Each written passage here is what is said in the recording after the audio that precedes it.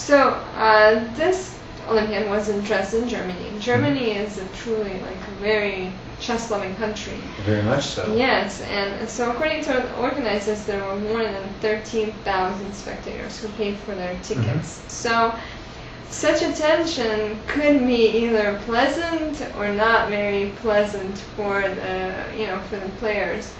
So were there some troubles? Was that a distraction, or was that only a motivation to do really well? Well, this is a very good question, because when you look back and you think of all the Olympiads you've attended, you always wonder, which was the best. Right. And I think the answer is kind of not any single one in every single category. And in the case of Dresden, the accommodations were a huge improvement over Turin. Turin, you recall, we stayed at the Olympic Village that was used for the Winter Olympics. Right. But the site that we stayed at had been more or less stripped of all the amenities before the chess players got there. So it was basically like being in a college dorm without the normal things you'd expect to see in a college dorm, But in Dresden, it could be bad. It could be bad, definitely. But in Dresden, it was every team without exception, even if some stayed further away than others, stayed at a very pleasant and comfortable hotel. And food was never an issue. It was plentiful and it was of good quality.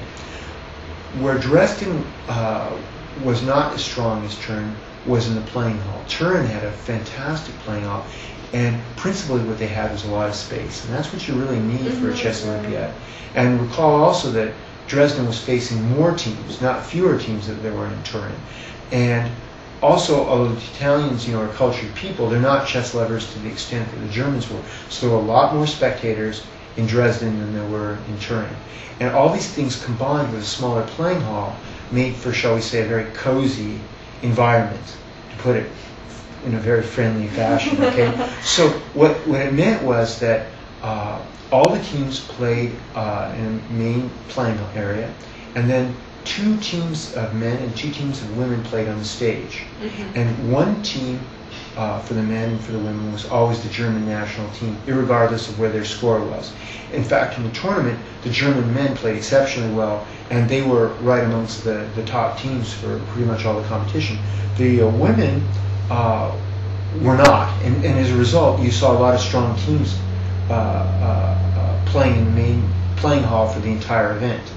And so what that meant was that for the American team, we were usually somewhere around board 3 to 10, and if you got to boards 3, 4, and 5, conditions were better. It was just two tables adjacent to each other, and there was a large roped off area. It was hard for spectators to get too close to the players.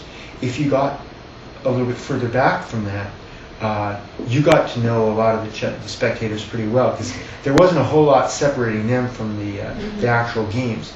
The playing hall was quite warm. I mean, there were just so many people, and it was impossible to heat it regularly. So I would say that in looking at the performances of some of the teams, like maybe the Russian national team, where they're really elite world-class players, and they're used to really spoiled conditions, if you will, that might have been one factor. Not that it explained their performance entirely, but it was probably one issue, because certain teams tended to attract much larger crowds, and their team was definitely one of them. Also, the Magnus Carlsen, when Norway was doing well in the beginning, there were just horrible swarms of spectators all near his games.